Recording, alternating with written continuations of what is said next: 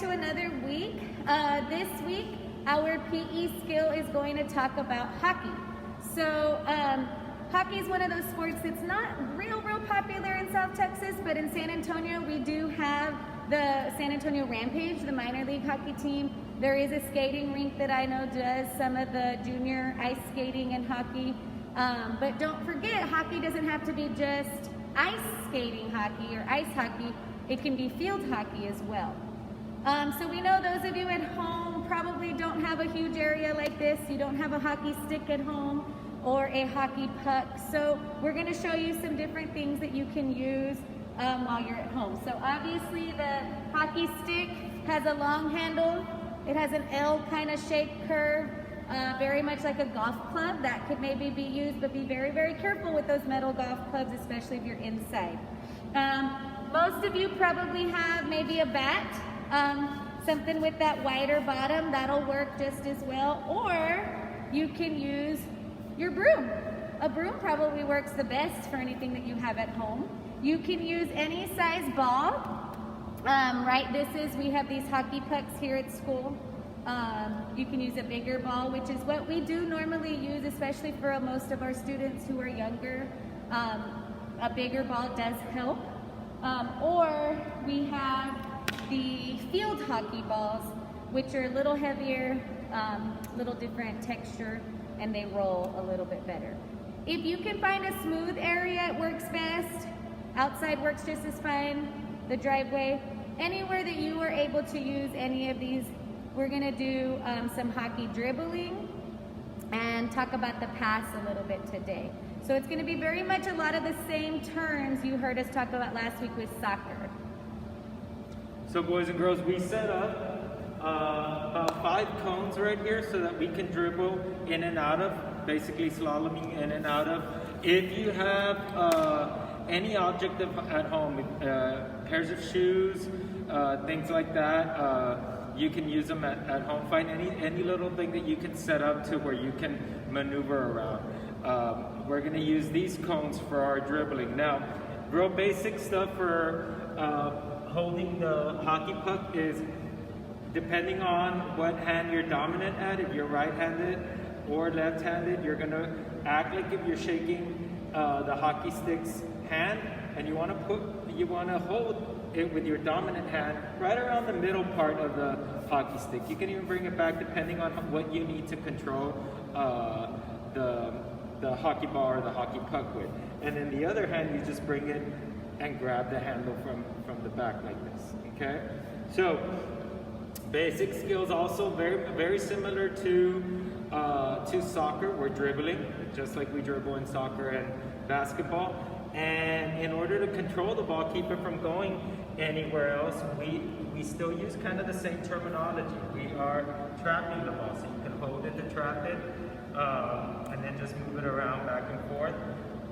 Always keeping your dominant hand up in the front and your non-dominant hand in the back, okay? You want to make sure that you're using the sides back and forth motion when you're dribbling. Coach Garcia is going to show you in just a minute. So the same thing like soccer, right? That side-to-side motion, little taps, keeping it close to your body so that it's under control at all times. So once you get your course set up, you can go ahead and dribble in that zigzag pattern, just like Coach Garcia is showing you right now. And you want to do it a few times, boys and girls, so this way you can get pretty good at controlling the hockey ball or puck, because that's what it's really about right now. When we practice dribbling skills, it's about keeping it under control so that when you are ready to put it in a game-like situation, you have really good control of the ball and you're ready to go. So boys and girls, if you notice, if I was going towards my right, I had the ball on this side of the puck, tapping it over. If I was moving it back towards my left, I would just switch the flat surface of the ball and hit it towards the left-hand side. One of the things also that you could notice from the video is footwork is always going to be very important. That's kind of why we put in that those agility workouts sometimes in our Fitness Friday videos. Very important to kind of maneuver in and out of that slalom, okay? So with whatever implement you have at home, whether it's the broom, whether it's the bat, try to be focusing on hitting on the flattest surface as possible, or wherever you have the most room. That'll help you control the ball a little bit better, okay? With passing, boys and girls, you don't have to have the cones out. It's the same thing as soccer, right? You want to make sure that your partner is ready. So I'm going to go ahead and grab the broom so we can see Coach Garcia passing to me.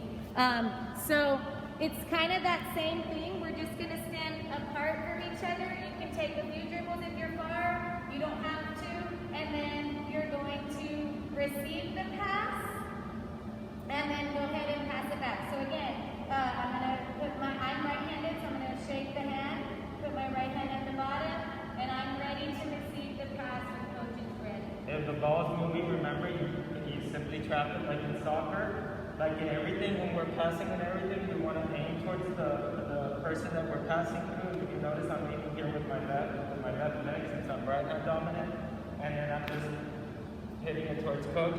Doesn't have to be extremely hard. You really want to control the pass so that your teammate can handle it. Yeah, I trapped it. I just basically flip the hockey stick on top of it like that to trap it. Okay, what's it go? So we really want you to take today's time to work a lot on our dribbling. Dribbling is going to be the most important thing, because when we are ready to play a game in the next few days, or a hockey type game in the next few days, you really want to have control of the ball when we do those things, okay? Have fun practicing hockey, folks.